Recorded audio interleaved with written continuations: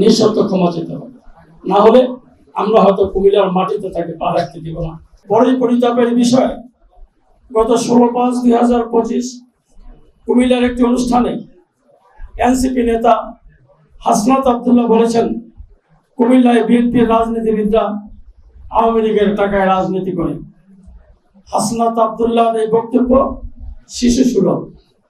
তিনি রাজনীতিতে অপরিপক্কতার কারণে এই শিশু সুলভ বক্তব্য দিয়েছেন। তার মানসিক চিকিৎসার প্রয়োজন বলে আমরা মনে করি।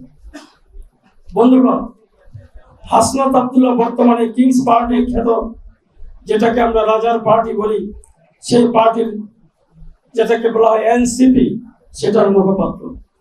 তার মতো ব্যক্তিদের দিয়ে পরিশীলিত রাজনীতি হবে না।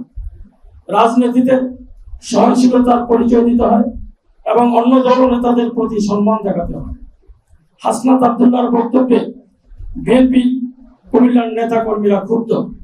হাসনাত আব্দুল্লাহর বক্তব্য প্রত্যাহার করা না হলে বিএনপি কুমিল্লার নেতা কর্মীদেরকে শান্ত রাখা সম্ভব নয়।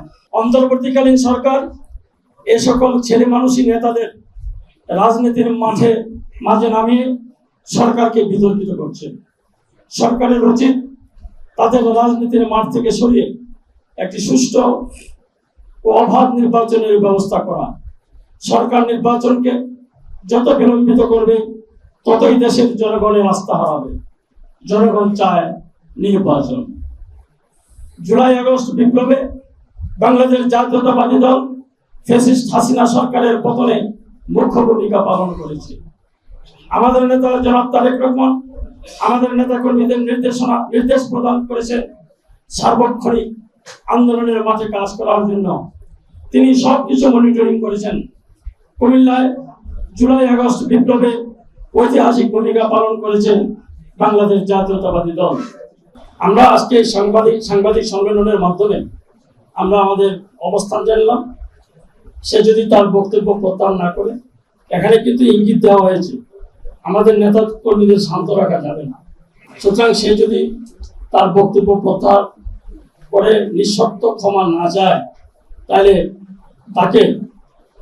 তার বিরুদ্ধে আমার মনে হয় না যে সে কুমিল্লার কোথাও মিটিং মিছিল করতে পারবে, কুমিল্লার কোনো অনুষ্ঠানে সে আসতে পারবে, এটা আমরা মনে করি না। সুতরাং আমরা আশা করি অবিলম্বে তার এই বক্তব্য প্রত্যাহার করে সে ক্ষমা চাবে।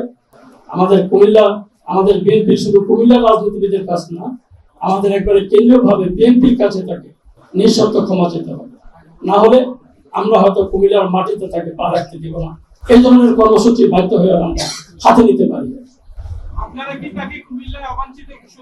এখনো করি নাই সুযোগ, আমরা একটা স্পেস দিয়ে রাখলাম, তাকে ক্ষমা চাওয়ার জন্য একটা স্পেস দিয়ে রাখলাম। দেখি সে কি করে, যে ক্ষমা চায় কিনা। তার পরবর্তীতে যে কি করণীয় সেটা আপনাদের মাধ্যমে আমরা জানাবো। আমরা 1 সপ্তাহের মধ্যে তাকে সময় দিলাম, 1 সপ্তাহ পরে আমরা জানাবো।